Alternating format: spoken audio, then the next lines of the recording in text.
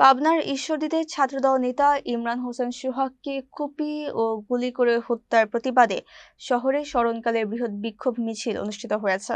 বৃহস্পতিবার রাতে রাজনৈতিক গ্রুপিংয়ের সৃষ্ট পূর্ববিরোধের জেরে পৌর এলাকার সারাগোপালপুরে প্রতিপক্ষের সন্ত্রাসীরা উপজেলা ছাত্রদলের প্রস্তাবিত কমিটির সদস্য সচিব ও জিয়া সাইবার ফোর্সের ঈশ্বরদী উপজেলা শাখার সদস্য সচিব ইমরান হোসেন সোহাগকে হত্যা করে। নিহত সোহাগ উপজেলার বাঘাল মহন্নবীপাড়া গ্রামের এনামুল হকের ছেলে। এই হত্যাকাণ্ডের প্রতিবাদে বিএনপি নেতা ইসলাম হোসেন জুয়েল, আশিকুর রহমান নান্নু, সেন্টু সর্দার ঠাকুর, জাহাঙ্গীর, যুবদল নেতা জাকির হোসেন জুয়েল, বাবু সর্দার, এলবাস কাউন্সিলর হিরক সর্দার, ফারুক হোসেন, জনি কমিশনার ও টুটু সর্দারের নেতৃত্বে ছাত্রদল, যুবদল, মহিলা দল ও বিএনপি নেতাকর্মীরা বিক্ষোভ মিছিল বের করে। শহর প্রদক্ষিণ শেষে টেম্পো স্ট্যান্ডে এক পথসভায় মিলিত হয়ে তারা আগামী 24 ঘন্টার মধ্যে সন্ত্রাসী খুনিদের গ্রেফতার ও শাস্তির দাবি জানান। যুবদল নেতা জাকির হোসেন জুয়েল বলেন, এই হত্যার পিছনে ঈশ্বরদী থানার অফিসার ইনচার্জের গাফিলতি ও প্রশ্রয় সহ প্রতিপক্ষ গ্রুপের শীর্ষ নেতাদের দায় রয়েছে।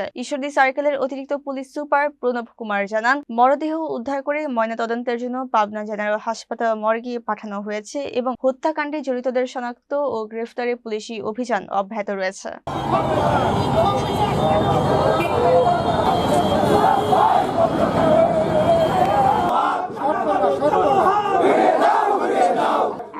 সময় খুবই সংকীর্ণ।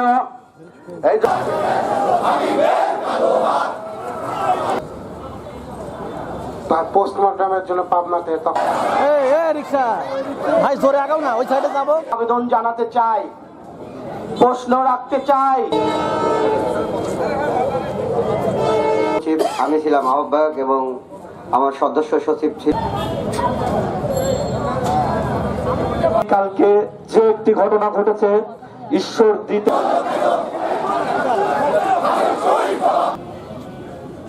বাংলাদেশ জাতীয়তাবাদী ছাত্র দলের